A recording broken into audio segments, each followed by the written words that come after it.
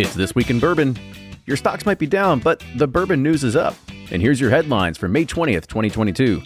Evan Williams Single Barrel is being removed from the market and turning into a Kentucky-only release, and we've got an exclusive with a Heaven Hill spokesperson. Freddie Noe has been named the 8th generation Master Distiller, and $150,000 of stolen bourbon has been recovered, and the thieves have been arrested. But before we get started, here's a quick word from our partners.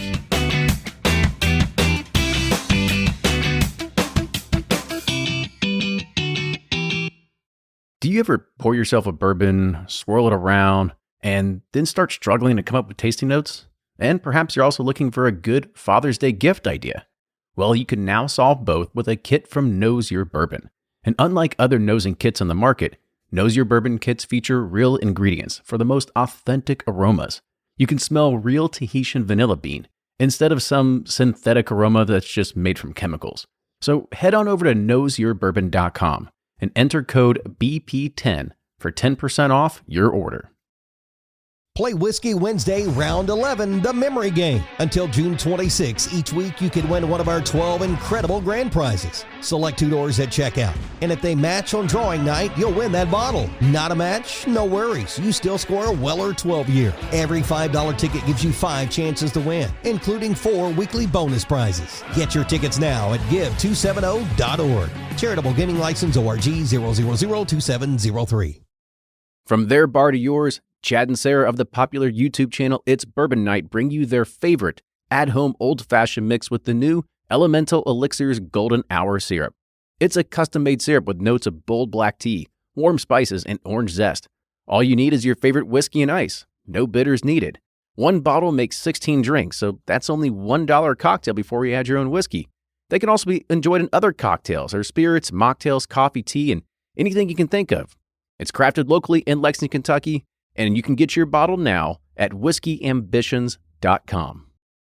Ed Bly and Rising Tide Spirits are back again with a new release of Old Stubborn Bourbon. And this release of Old Stubborn is a premium hand marriage of 10, 11, and 12-year cask strength, barely filtered pot still bourbon. It comes in at a staggering 123.8 proof, and the flavoring grain for this one, which the last one was wheated, but this time it's now rye. Rich, sweet, and bold with a long finish that's sure to be another eye-opener.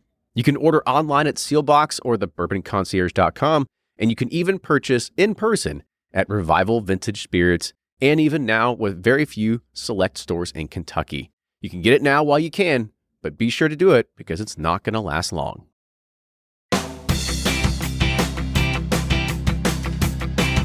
Welcome back, everybody. It's a very special edition of This Week in Bourbon. The first time that we've done something like this, where we're going to be able to kind of play an interview that we had kind of talked about, and I alluded to at the very top of the show. And before we kind of get that kicked off, I know we'll come back and talk about it. But Ryan, is your day kicking off? Is it going well? Week leading into something good? I know you're heading on vacation soon too. Yeah, it's been a great week. We had a successful trip to Bardstown, this week for our United project. So excited about that. But it's always like you have vacation and you have to work like 12 times as hard the week leading up and then the week after. And so that's trying to get all your ducks in a row so you can try to relax, while you're on vacation. But yeah, looking forward to it. How about you? That's exactly the same thing. It's been 72 hours of straight work cram sessions, doing some bourbon cram sessions to get these podcasts out the door to make sure that everybody's got something to listen to on Friday. So while you're out mowing the grass, running, driving, hopefully Ryan and I are relaxing just a little bit this week. But yeah, we're looking forward to taking some time off. That's good. Yeah. Haha, we're on vacation. You're not. And you're not. No, just kidding. But let's go ahead and we'll kick it off. Hey everyone, welcome to this special little edition and segment of Bourbon Pursuit, where we get to kind of talk a little bit more about, it was one of those things that we kind of see these rumors start spreading online, and this is what we do. We talk about them, and maybe we spread them even further, and we contemplate like, oh, what's really happening? And I'm fortunate enough to actually have a relationship with somebody that we're able to bring on, and he reached out to me because he heard the episode. So I know he's got his pulse on the industry, and he's always paying attention to what people are talking about. And he wanted to kind of dispel. And this was when we started talking about what is going on with Evan Williams Single Barrel. And he said, I kind of want to talk to you about it because I've got my own sort of love story and relationship with the brand and everything that came out of it. So I want to introduce everybody to Josh Hafer. He is the Director of Corporate Communications for Heaven Hill Distillery. So Josh, welcome. Thanks for having me. Yeah. So kind of give us a little bit of a background too about why Evan Williams Single Barrel actually means a lot to you. Well, let's start with the rationale for this rumor. Okay. Right? Yeah. So the truth is, Evan Williams Single Barrel nationally is going away. It's still going to be here in Kentucky because we think it's an important part of our history, and we want to have a home place whiskey for our consumers. But the reason for all of that is much richer than just a simple decision because, whiskey inventory is scarce. Even if you've got 2 million barrels, put away, there's never enough of it, particularly in this market. So what we have to do is really look after the mainline, Evan Williams and Elijah Craig in particular, and make these kind of tough decisions. But, as you are aware with, say, Heaven Hill or Elijah Craig Rye, we take pretty seriously the feedback that we get online and around about things that are available and where they're available. And so we recognize that there is a need for sort of a home place whiskey, and that's going to be Evan Williams Single Barrel here in Kentucky. For those brands, it was a pure question of like, are these things going to work, right? A lot of this stuff in our back offices are purely like speculative. Elijah Craig Rye is never going to work, right? It's never going to work. So we can't put it in Kentucky because there's just way too much noise here. So let's go find some other places. And then it's sort of like, oh my gosh, they're not doing this in their home place? What are they doing? Right? You have to fight that blowback even by your people in your backyard. We do. But it informs future decisions. I mean, to be truthful about it. So we get to make those decisions, and this is one advantageous thing with Evan Williams Single Barrel. Now, the backstory on this product, and you really have to go back, Kenny. I mean, the whiskey industry today is completely different than it was in the late 90s and early 2000s. And Heaven Hill was a completely different place as well. And so if you go back to then, we've got Whiskey Geeks Today online. You had to be a whiskey nerd back then, right? You were subscribing to Paul Packelt's newsletter. You were buying Gary Regan's Book of Bourbon. You were reading Malt Advocate, which was the precursor to Whiskey Advocate. You were doing all these things, but you had to go explore and find. Nothing was coming to you. And so there was this notable community of writers, right? And Heaven Hill had started Evan Williams Single Barrel. And at the start of it, we were trying to do something, my old colleague Larry would akin it to the Beaujolais Nouveau in France, where each vintage of the Beaujolais is released each year. And there used to be this cottage industry of the wealthy people in all of France, right? The new Beaujolais comes out, and there would be people who would race to the borders of France with these new Beaujolais. And it was a release. It was a vintage that they had each and every year. So we kind of tried to replicate that with our Evan Williams Single Barrel and establish a vintage. And at the beginning, what we had was Parker Beam selecting this whiskey and trying to make it a benchmark for the year ahead, right? All of the barrels after the first barrel of Evan Williams Single Barrel were chosen. They would all sort of try to mimic this flavor profile. And we decided to celebrate this and bring this cottage industry of writers in. And, what it did for us is it really changed the perspective on Heaven Hill. Because if you go back to late 90s, early 2000s, as Max Shapiro would say, we've just resurrected the whiskey industry from the great liquor store in the sky. And you have these Bookers and you have Blantons and you have these precursors to the super premium industry. But you also had Heaven Hill. And at the time, Heaven Hill was not a really recognizable, and formidable name in American whiskey. Evan Williams was out there. We had a little bit of Elijah Craig. You could buy it for about $14.99 in Indiana. But it was before the change in pricing and all of this stuff. And so over the course of time, the Evan Williams Single Barrel garnered us 5 whiskeys of the year. And it really changed the perception of Heaven Hill. And so, this idea of this whiskey that, 20 years later is a key component of, of Heaven Hill Distillery. We can't just let it go. It can't just go off into the ether, into nowhere. And so thank you for having me on here, because I get to tell a little bit of this story. Yeah, no, that's exactly what we wanted to do. And that's why you reached out to me, just because you had this sort of connection to it, and you knew the history behind it. And I think that's probably more than what a lot of people knew about Evan Williams. I mean, most people look at it as, okay, it's the bottle. It's usually got the black wax on it. It's got some vintage on it. And it's usually some people's first foray into a single barrel type of offering. And you see it, and it's usually very adequately priced. I mean, today, what, $35, $40? At worst. I was about to say. So people see that, and they gravitate towards it. And now we're moving into a direction of it's being pulled off the market. And as mentioned, it's like, you've got this huge inventory. Is the idea of doing that is because you wanted to kind of follow what you did with the Heaven Hill 7-year and saying, okay, well, we can take this off and premiumize it to something else? Or is it just going to be, have something that's just a Kentucky only thing now? Because honestly, that's one thing that we don't see in Kentucky anymore. People are always like, I'm coming to Kentucky. What can I get selling in Kentucky? And we're like, that's not the point of a bourbon company. Like, you want to grow and be everywhere. Right. No, it's not to take it off market and then return it to the market. I mean, that's just not a strategy that we saw moving forward. And the reality is it's scarcity. It's the barrels just aren't there to support the full portfolio at this point. And so we had to roll it back a little bit in order to do that.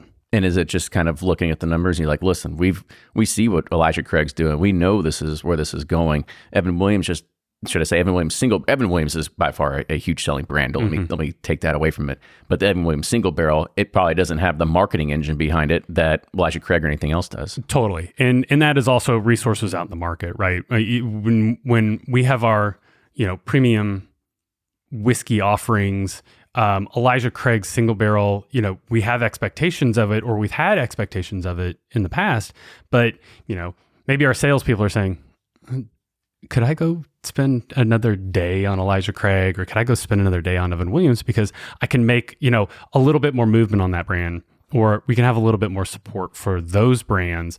And, Evan Williams single barrel is not going to get the attention that it deserves out in the marketplace. Yeah. And plus, I do remember you used to be able to do Evan Williams single barrel private selections way back in the day. Well, way back in the day. This is going back to the changes and the role that Evan Williams single barrel played in these changes. Right. I think there was a point in time when we had a private barrel program.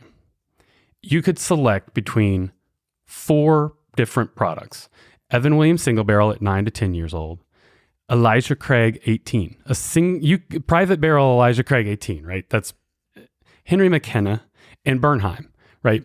Some people would say, I'll take all 4, right? And now it's so limited in scope by comparison. But, it's brands like Evan Williams single barrel that got us to this dance and have made, that are really part of the foundation of Heaven Hill Distillery. Yeah. And so I think the other thing that was kind of missed on, you talked about a lot of the history behind it, but you've also have a long history at Heaven Hill as well. And I think we have to be able to talk about that, because you had mentioned that this was when we were talking originally, this is one of the first projects that you worked on and had that sort of connection with. Well, 20 years that I've been working on behalf or with Heaven Hill. I started in 2003. When I was 2000, I was 25 years old.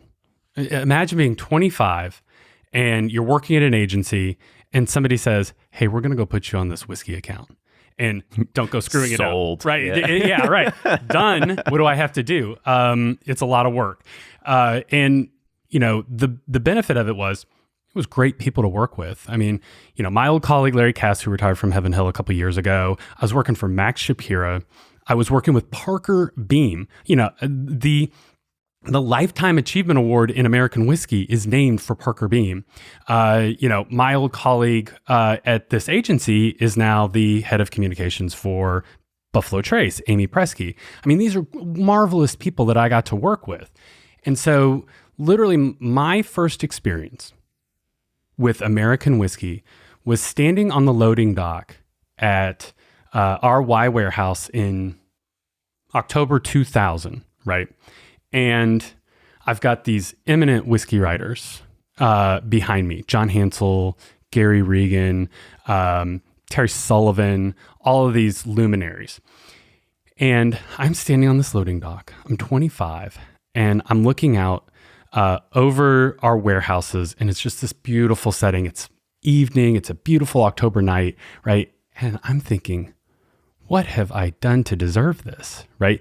And then Parker Beam brings me a Glencairn full of straight from the barrel Evan Williams single barrel.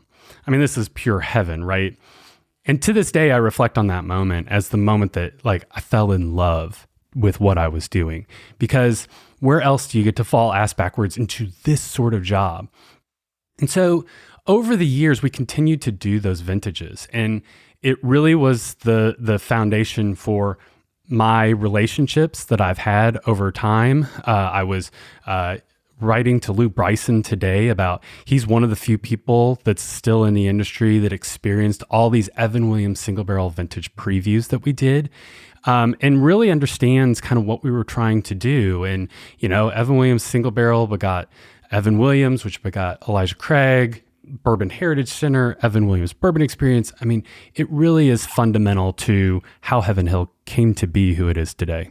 That's an awesome story and great background to it as well. So if you're going to give a sort of last word to people that are out there, how long do you think it's going to be? Have you already stopped shipping Evan Williams single barrel out to the market and then saying, like, this is it, starting the rollback process now? And well, the word is clearly in the market. Yeah. And yeah, it's a gradual approach. You know, the distilled spirits industry is, you know, slow, if nothing else, right? You know, we've got... It is whiskey. It takes time. Whiskey takes time, and then you've got these times for these orders, and then you've got, you know, state requirements for how long you delist or do whatever. So it's, you know, any number of months over the next couple months, right, that you would start to see it move back from the market. But, you know, the great thing is, you know, you've got an Evan Williams 1783 that is virtually the same age, small batch, mind you, but virtually the same age.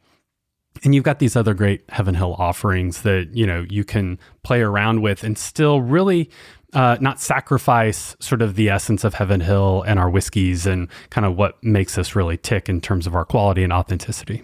Well, good. Well, so now people are going to understand where it's going, and then at some point it's going to start rolling itself into the new Heaven Hill experience in Bardstown. Yeah. Well, I think it's not just, as I understand it, it's just Kentucky. So it's not only going to be at Heaven Hill Bourbon Experience. We've got our place for, you know, whether it's the William Heaven Hills or the Select Stocks, that sort of thing. Those things will still be a part of our visitor center experience, but Evan Williams single barrel will be a just Kentucky only. It will not be exclusive to the Heaven Hill Bourbon Experience. And that was just to make sure it still has some sort of legacy to live on. And yeah, sure. And it's approachable and findable still, right? You know, we don't want the situation where, you know, it's just going from, you know, from Southern Glazer's Wine and Spirits out to, you know, Party Mart, or I don't know, Party Mart's guilty of this, to be fair, but, you know, going to the store and then going straight off the shelf to, you know, an exclusive consumer. We still want it available. We still want it accessible. And we still want people to recognize this brand and its role in the industry. Good deal. Well, Josh, thank you so much for coming on and shedding a little bit of light, not only into just Evan Williams single barrel, but as well as your history with Heaven Hill as well. Yeah, I mean, the stories that can be told out of these whiskey writers coming together for weekends at a time, you know, each and every year, whether it's me renting a car and driving Richard Carlton Hacker around for some period of time, or, you know, just the series of events from Breeders' Cup to opening of 21C and everything like that. It's really a great experience of mine. It's a bunch of memories that I cherish, and it's part of who we are. Well, that's why you're a lifer at over Heaven Hill then, right? So far, so good. Well, thank you, Josh. I really appreciate it. Thank you. So it was an interesting thing to kind of look at, and just to kind of summarize for anybody that was not taking notes. Evan Williams is not going anywhere. Evan Williams single barrel is kind of the staple that drug and made Heaven Hill a multi-time Bourbon of the Year award winner. And that single barrel was really there for the OGs of bourbon, the people that were there on straightbourbon.com before Facebook existed, before this podcast way ever existed. And, you know, it's where they didn't really see the market wasn't really moving it anymore. So being able to remove it from the market because it was a steal at $30, $35, $40, and now it's turning into a Kentucky only release. So interesting way to go to do that. Yeah, you hate to see it go. It's one of those things, like, I loved Evan Williams Single Barrel. It was kind of like one of my first, premium bourbons, that it was, back in the day, it still was, like, $20, $25. You're like, oh man, that's high dollar for bourbon. But, it was kind of like a elevated, it's great. It used to be a 10-year age stated, single barrel, so it was always an excellent pour. Sad to see it go, but I understand, because hell, even I don't think I've bought a bottle of Evan Williams Single Barrel in maybe 10 years. It's been a while for myself. A lot of Evan Williams is kind of their home run, every day. It's a huge brand for them. But Elijah Craig has kind of taken over that premium spot that Evan Williams Single Barrel, kind of was in, and then Henry McKenna also. But I understand it, and I think it makes sense to just make it a Kentucky only move. It'll kind of be like, the Heaven Hill green label and white label. Everybody like, oh, I can't believe you're moving. And then people go clear the shelves, and and then they're like, well, you didn't care about it. That's why we canceled it. So I feel like this is a repeat, but no, I think I understand the move, and I'm glad to see it not going away completely. Yep. And it'll be a Kentucky only release. I guess we can poke fun at everybody like, haha, we live in Kentucky, so I guess we have access to it. But now when you're getting ready to come and do the Bourbon Trail, and you can go and stop literally anywhere inside of Kentucky, it's not just a gift shop only thing, and you can pick yourself up a bottle, because now you can find something that's just unique to it. So yep. All right, so let's keep going here. The James B. Beam Distilling Company has celebrated more than 2 centuries of bourbon legacy by setting sights in the future with a historic announcement.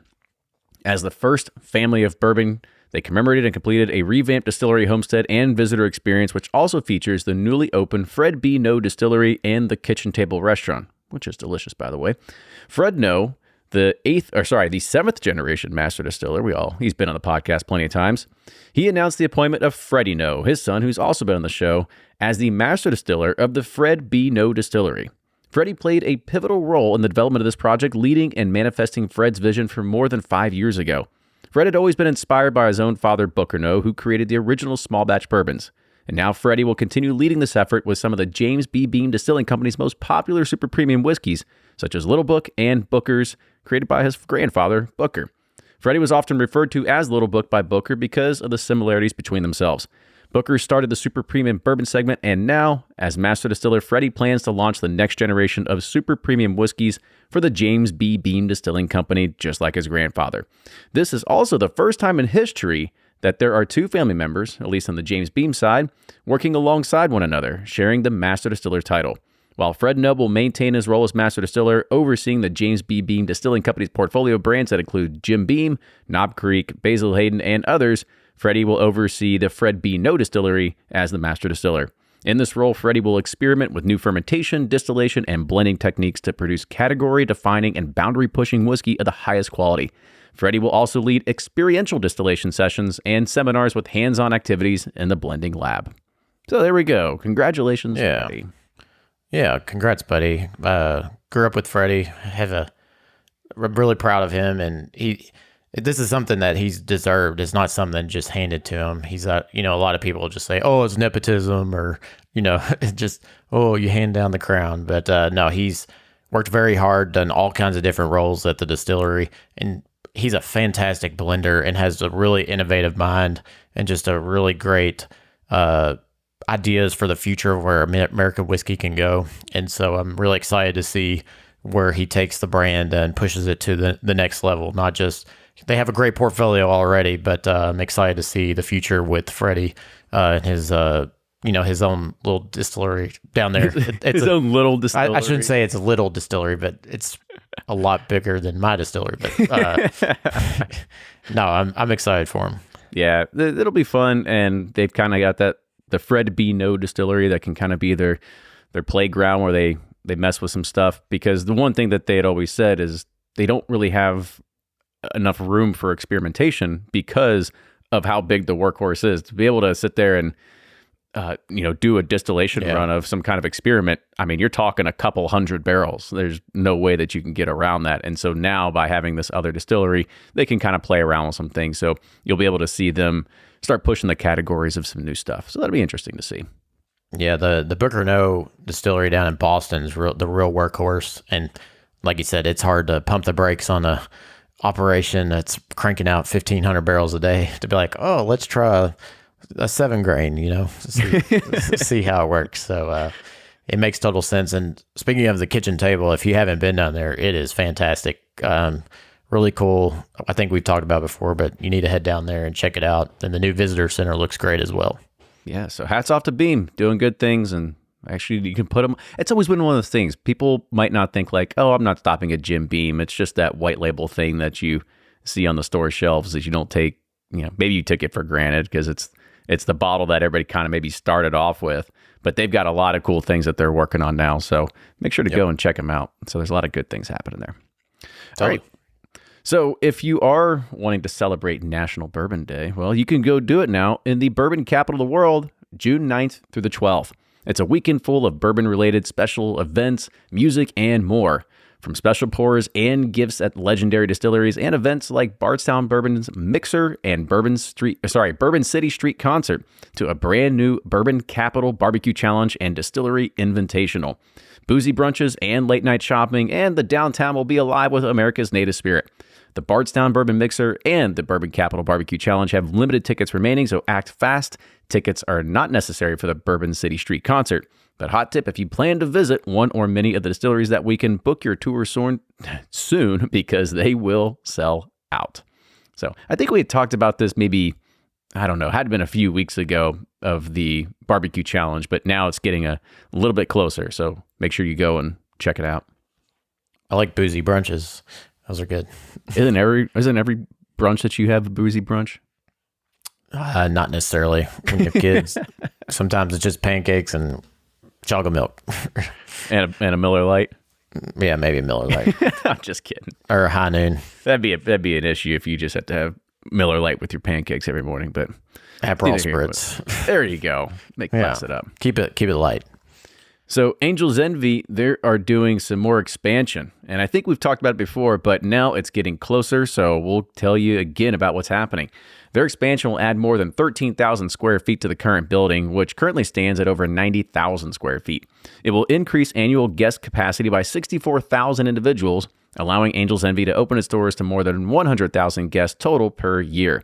The new spaces will include 5 new tasting rooms where guests can partake in educational bourbon tastings, an additional bar space where Angel's Envy team members will continue to craft cocktails for reservations be able to craft cocktails for everybody. You can also make reservations, have guest events, and there's a full event space plus a full catering kitchen. And that allows the distillery to be used for pairing dinners and private gatherings such as conferences and corporate events. There's also a designated room for the Angel's Envy Bottle Your Own experience, which post-expansion will offer guests the chance to fill their own bottle of Angel's Envy as a distillery-exclusive single-barrel offering, and there will also be a larger retail area. The current production capacity of the distillery is 2 million proof gallons per year, and the current expansion cost is $8.2 million, and it's going to create approximately 20 new jobs in Louisville. Nice. There you go. There you go, Angel's Envy. Yeah. Well, I think we're starting to see this trend now. I think Michter started it. You can kind of fill your own bottle. Heaven Hill does it. Now Angel's Envy's doing it. Now I think you've done Knob Creek. You've been able to do it for a while too. It's a cool, thing that you can do and kind of make a unique experience out of it. So I like it. It's very cool. And the existing distillery they already had was beautiful. It's one of the nicest, modern, clean, very architecturally sound. That sounds lame, but it's very. it's not going to fall down on you. Yeah, it's architecturally like appealing. It's very beautiful. It's the perfect blend of like the old. It was the old Vermont building. Or Vermont or Vermeer, one of those. Anyways, it's a very perfect mix of old and new. Sounds good. If you're an architecture buff, maybe you can go and give Ryan a run for his money there. Yeah, on the description. the beams in there are sturdy, so they can handle all the weight. They sure can. Well, and maybe there's no pretty stained glasses there. I was about to say, maybe that was the next thing that they're missing. Yeah, get some church glass. That, and maybe, do they have it? If they're not, they're really missing out. You know how you go to Nashville and everybody kind of gets those pictures with the angel's wings on the background? Like, they're really missing a picture opportunity there if they don't have something like that on the sidewall. I guarantee they have that. Seems like everybody has that now, and now they have those like green walls, with the like shrubbery, and it says like some catchy like "you do you," or I don't know, like some kind of something you post on Instagram. I don't know. I've seen them a lot of places now. Just be yourself. Just drink bourbon. YOLO. YOLO. Live your life. So Evan Williams Bourbon, they've announced today the 2022 class of veterans selected as American-made heroes, and they'll be featured on the limited edition Evan Williams American Hero bottles. Each of the 6 veterans that are affiliated with organizations were also recipients of the 2021 Veteran Community Action Grants awarded by Evan Williams American-Made Heroes Foundation Fund. To date, Evan Williams has recognized 48 veterans and its American Hero Edition bottles and has donated around $450,000 to nonprofits supporting the veteran community across the country. Here are the 2022 Evan Williams American-Made Heroes. First is Chris Redder. He's a petty officer of the U.S. Navy. Chris returned to South Dakota to establish what is now the DTOM or DTOM 22/0 Foundation and Veterans Ranch. It's a safe place for healing and recovery for military service members, veterans, and their families. Alan White, a gunnery sergeant in the U.S. Marine Corps. Feeling restless in his retirement, Alan continued to pursue his passion of working with canines, and in 2018, he founded Whitehaven Canine Evaluators, which is a nonprofit organization that currently serves 15 to 24 veterans by selecting and training dogs to be a life-saving emotional support animal. Shirley Dominic is a major in the U.S. Air Force, and upon retirement, she continued to help others by volunteering with her church, which led to her co-founding the organization Serve Our Willing Warriors, and later opening the Warrior Retreat Center at Bull Run, providing a much-needed break for recovering service members at military hospitals. DeAndrea L. Hardy is a corporal in the U.S. Marine Corps. She later honorably discharged and struggled to find support as she needed as a female veteran. DeAndrea continued to fight to improve her circumstances and launched the Battle Betty Foundation in August of 2018. Battle Betty is South Carolina's first women veteran resource center, providing emergency shelter, a clothes closet, and empowerment workshops to female veterans. Marilyn Kelly Kavoda, a staff sergeant in the U.S. Army, she served for 13 years before untreated with PTSD or post-traumatic stress disorder, and that led to her medical retirement. She then became involved with Shamrock Reigns, a specialized equine therapy center offering complimentary services to military veterans, where she now serves on the board. Mike Arena, a master sergeant in the U.S. Air Force, he was diagnosed with PTSD and traumatic brain injury. He was medically retired after serving more than 23 years and joined a program that paired service dogs with veterans. The restorative therapy Mike received from his own service dog, Orion, became the genesis for Healing Paws for Warriors, a nonprofit organization that Mike ended up co-founding. The limited edition American Hero bottling is adorned with red and white stripes and stars, and displayed on the side of each bottle is one of the brand's key taglines: American-owned, American-made, American-proud. Celebrating Evan Williams' legacy as Kentucky's first commercial distiller, each bottling prominently features one of the American-made heroes on either side of the label, along with their story of service. More than 400,000 bottles of the Evan Williams American-Made Hero Edition are available nationwide, bottled at 86 proof, and has a suggested retail price of $25 for a 1.75 liter bottle. I love hearing those stories. That's awesome that, taking the, dark, deep, dark places they've been and been spinning and turning into a positive so that other veterans, can benefit from their experience and grow. And I'm just really proud of them, and then also Heaven Hill for embracing them and giving them the spotlight and giving them the credit they deserve. So thank you all for your service. And this is one shining light, that we can all celebrate veterans and help them through their, hard times coming back home. I'll plus one to that. Very well said. And it was funny, as I was going through there, I was going to stop at the first paragraph, but I said, you know what? I think this is something that I've got to go. Yeah. And I've got to be a little long-winded this time and tell the story of what everybody's doing. So it was really interesting to kind of see what people are doing and where those grants are going as well. So thank you to everybody that is out there and making the world a little bit better place with it too. So that's right. So this is kind of more industry news finally here, is that whiskey remained the second largest distilled spirits category in the U.S. last year, making up 25.6% of the total market. And that's according to data from the Beverage Information and Insight Group. The category demonstrated strong growth in 2021, with American whiskey's 9-liter case volume growing 3.7% and imported whiskey jumping by 2.8% year over year. The strength of the category was reflected by the volume of new products introduced. The 264 new whiskey products that hit the market last year accounted for 49.1% of new distilled spirit introductions. Prepared cocktails took up the second highest share of the new introductions at 12.6%, so there's a pretty good delta there. Of the top 10 distilled spirits brands by case volume in 2021, 3 were within the whiskey category. Leading the way was Diageo's Crown Royal, followed by Beam Suntory's Jim Beam family, and Brown-Forman's Jack Daniel's. Whiskey's expansion is partially facilitated by the impressive growth of Jameson Irish whiskey, which added just shy of 500,000 cases for a 13.6% jump in volume year on year. Wow. In the U.S., only 500,000 cases. Yes. That's incredible. That's a lot of Irish whiskey, my friend. And those are 9-liter cases, right?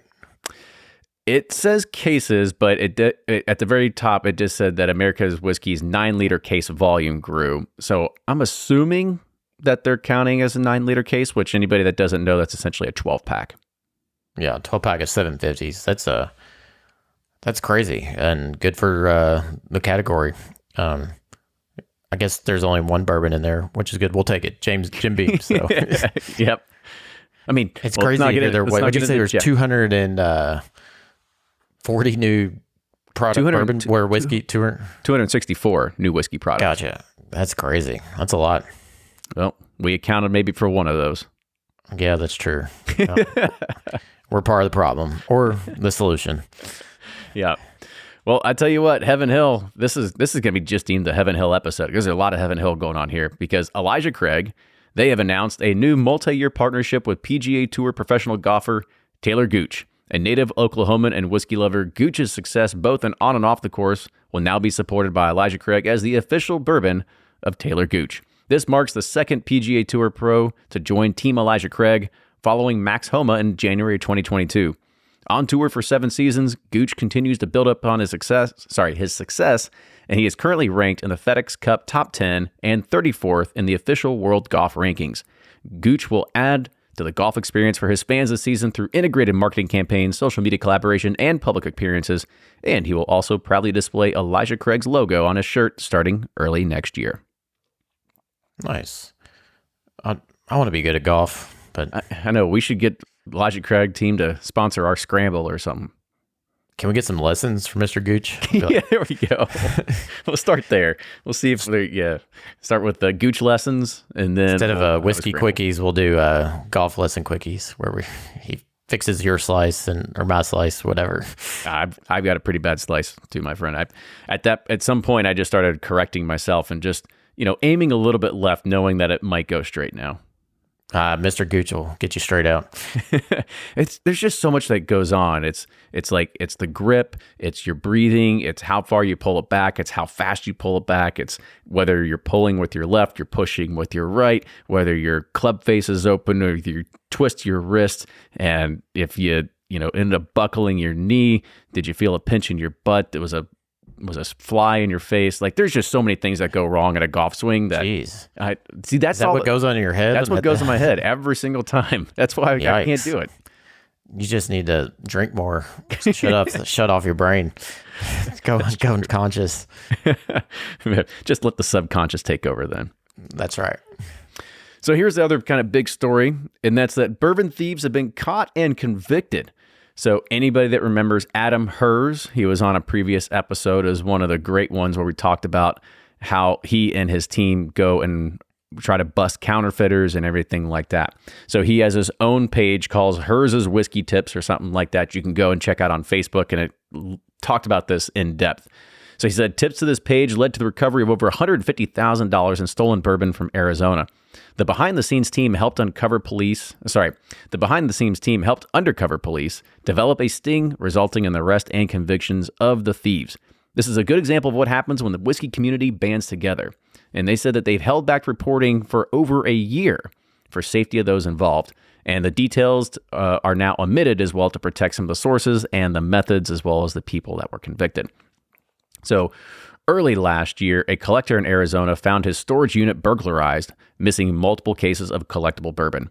In addition to contacting the police, the victim asked a friend in the whiskey industry for help who put him in touch with the Adam Herz's team. The victim supplied a list of stolen whiskeys common in the secondary market, from things like Elijah Craig to Four Roses and to Van Winkle. That meant it would be very difficult to identify the stolen bottles if they resurfaced for sale somewhere, because there were no specific signs to look for. No known bottle numbers, no unique wear, damage, or markings, and no good photos. However, we knew the thieves would have trouble selling that much bourbon in quantity for good value. That meant they were likely to reach out to a number of possible buyers online. We alerted those contacts with warning signs to look for and watch for suspicious activity on the resale markets. One big worry was that the thieves would contact a broker and known to not ask questions. Some so-called alcohol brokering businesses are notorious for selling stolen collections. They can work so rapidly to close a deal, then resell the bottles quickly, losing them forever. However, in this case, after a few weeks of alertness, they got a hit. An online whiskey business said that they were contacted by a sketchy-sounding guy in Arizona selling rare bourbons with a doubtful backstory. A little investigation showed that this was very likely the perpetrator. They contacted the lead detective on the case in Arizona, who agreed with their instincts. They worked with that detective to set up a sting, with the detective posing as an interested whiskey collector. A buy was arranged for a few bottles. The deal went down in the parking lot, and when the police revealed themselves, one of the burglar sellers immediately fled on foot, dropping and shattering his stolen Van Winkle Lot B. Other perpetrators, I know, right? Other perpetrators fled in their vehicle. After a separate foot chase and car chase, complete with tackles and tasers, the suspects were apprehended. Search warrants were then issued, leading to the recovery of nearly all the stolen bourbon. 3 perpetrators were convicted in plea deals, resulting in sentences of 4, 5, and 10 years. Due to Arizona law, they don't know the specifics of the court case, and sentencing was probably influenced by prior records and drug possession. Whiskey works best when it's in a community, so please know who you're buying from. Scammers and fences will do legit deals to help fund and cover their shady efforts. So those quote-unquote real deals still have victims. So please don't help the dirtbags. Thanks again to the indubitable Alex Ennis, Brett Marcus, and those behind the scenes who wish to stay anonymous. You know who you are, and your work is hugely appreciated. Was this in a Cracker Barrel parking lot again? Yeah, You know? I remember that. That was a good one. These are fun stories. You kind of want to make these into little small movies or something like that. Oh, this one could definitely be made into like a reel or something. But yeah, I mean, you can't get away with anything in the bourbon community. They're like better than any, like, I shouldn't say police force, but Well, I mean, they're pretty good. let's be honest. I don't think the police look at it as a very Serious matter. Yeah, they don't care, right? So you take in somebody like Adam, and by the way, I looked it up. He was on episode 345. If anybody that does know, Adam is also he was the creator, the person who thought of and made the American Pie series. So he's very influential in that aspect, in that realm as well. And now he also likes to help. Multi-talented. I know. Now he likes to help, catch all these whiskey thieves. But it's a really cool story. So shout out to Adam and the team for making that happen. And a year in the process of all this, it's a lot of things to kind of keep under the wraps there. So. That is. Good job, guys. But that's it for the bourbon news. We're going to take a break. We'll come back with a really, really short amount of bourbon release news. If you're anything like me, then you can't get enough about bourbon. And that's why I'm a subscriber to Bourbon Plus magazine. Bourbon Plus is a quarterly publication that tells the stories from the heart of bourbon, the farmers who grow the grain, the distillers who labor over the process, and the people like you and me who raise their glasses to celebrate it all. Subscribe to Bourbon Plus magazine today at bourbonplus.com, that's PLUS.com, and use code PURSUIT at checkout for $5 off your subscription. Shopify's already taken the cash register online, helping millions sell billions around the world. But did you know that Shopify can do the same thing at your retail store? Give your point-of-sale system a serious upgrade with Shopify. Shopify's point of sale is your command center for your retail store. From accepting payments to managing inventory, Shopify has everything you need to sell in person. And with Shopify, you get a powerhouse selling partner that effortlessly unites your in-person and online sales into one source of truth. Track every sale across your business in one place and know exactly what's in stock. Connect with customers inline and online. Shopify helps you drive store traffic with plug-and-play tools built for marketing campaigns, from TikTok to Instagram and beyond. And get hardware that fits your business. Take payments by smartphone. Transform your tablet into a point-of-sale system or use Shopify's point-of-sale Go mobile device for a battle-tested solution. Plus, Shopify's award-winning 24/7 help is there to support your success every step of the way. Do retail right with Shopify. Sign up for a $1 per month trial period at shopify.com/bourbon, all lowercase, and go to shopify.com/bourbon to take your retail business to the next level today. Shopify.com/bourbon. And here we are, bourbon release news. And in fact, we only have just a tiny bit. I mean, just like two things very, very quickly here. So we've talked about them before on the show. Lost Lantern, they're an independent bottler of American whiskey. They launched less than 18 months ago, and now they are going to release 7 single casks that they have from 6 different distilleries. So they'd kind of do the same exact thing that Ryan and I did for Pursuit Series. We were talking to a bunch of different distilleries, selecting single barrels and bottling them in our own label.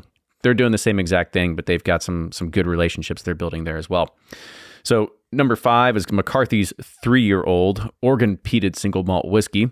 Number 6 is Frey Ranch. That's a 3-grain straight bourbon. Number 7 is from Starlight. It's another straight bourbon. 8 and 9 are Dad's Hat's Pennsylvania Straight Rye Whiskey, and number 9 is actually finished in a vermouth cask. Number 10 is St. George Spirits from California, their single malt whiskey. And number 11 is Balcones Distilling Texas Single Malt, aged in a tequila barrel. Yum. That's fun. I love those are all great craft distilleries, and I'm glad they're getting exposure. So hopefully Lost Lantern can help elevate those brands. They're all good people. Yep. That's the same story we tried telling people all a long time ago, didn't we? I know. It's weird. Golly, what a familiar story. But no, congratulations to them. It's not an easy thing to kind of go through this and source from all these different places and tell your story and make them get on board with it. Then you got to pay to get it shipped, and then you got to bottle it, and you got to have your own label. There's a lot more that goes into it. Yeah, they must be better convincing than we are. Much better. A lot of those turned us down. Yeah, it's true. We tried talking to Frey Ranch, and they were like, I don't know. And then they went to them. So maybe they just don't like us. We're chumps. That's what it comes down to. Yep. All right. Our last story is that Budweiser Zero, they'll be dropping something that is Ryan's new favorite thing. It's an NFT collection. And it's titled, and it's called the Budverse Legends Dwayne Wade and Budweiser Zero Edition. This collection is specifically available to consumers of 21 years of age and older and features custom Wade visuals, inspirational quotes, as well as a unique capability to unlock at each tier. Coming in 3 variations, NFTs will be able to be purchased in 3 editions. The Core NFT is where holders can claim a core Dwayne Wade Decentraland jersey with an unlimited quantity available, and the next tier is the Hero NFT, which becomes more exclusive with 99 Hero holders earning a limited edition Budweiser and Dwayne Wade that can be signed by the athlete. Holders will also be able to receive limited edition apparel and merch, including the Hero Dwayne Wade decentralized jersey, and lastly, the Legendary NFT can only be held by one user who will claim a lifetime in real life experience with Dwayne Wade, as well as Legendary Dwayne Wade Decentraland jerseys. Those interested in the NFT collection will be able to access the collection starting on May 24th. Yeah, I'm still salty towards Dwayne Wade. He ruined Kentucky when it was in the Elite Eight. He had a triple double or something crazy, and when we had one of our best teams. And no, that's you can really hold a grudge, can't you? Yeah, so on these NFTs, man, I'm at first I'm skeptical. Then I kind of learned a little bit about it. I'm like, okay, maybe it's right. And now I'm just it's gone too far. I just don't see, and this probably just shows my age. I'm just trying to wrap my head around this again. I don't think so. I mean, what was it? Last week we talked about Goose Island, Bourbon County doing their NFTs, and those went out for sale. What do you think happened? Do you think they sold out? Sold out. Didn't even come close to selling out. Yeah. And that was, I saw a tweet by somebody that's kind of recognizable in the beer community, and it was said 48 hours later, still plenty of NFTs available. So I don't think they're going to sell out. I think you're going to start seeing these become, there's just so much, inertia behind it that people are going to get burnt out really fast. And you're going to see this huge uptick and then this big plummet. And the big plummet's already going to start happening because, this is all basically like on the Ethereum blockchain. And not only did stocks take a tumble, so did the crypto market. Like crushed. Yeah. I mean, it all took a huge hit. So nobody has any money left. Well, exactly. So the only people who are going to make money right now are the people that held it in cash, and they're the ones going to start buying up stuff relatively soon. So hopefully you're one of those smart people that holds them back for times like these. Yeah, not I. Well, not I. I don't have any. Ones. I have zero crypto. Feeling good about it right now. Good for you. I'm still puckering up a little bit over here. Yeah, that's right. We're holding for the long game, right? The 2040. Here we go. That and our bourbon. For sure. But that's going to do it for this week in bourbon. Well, cheers, everybody. We'll be back next week with even more bourbon news. Until then, see you later.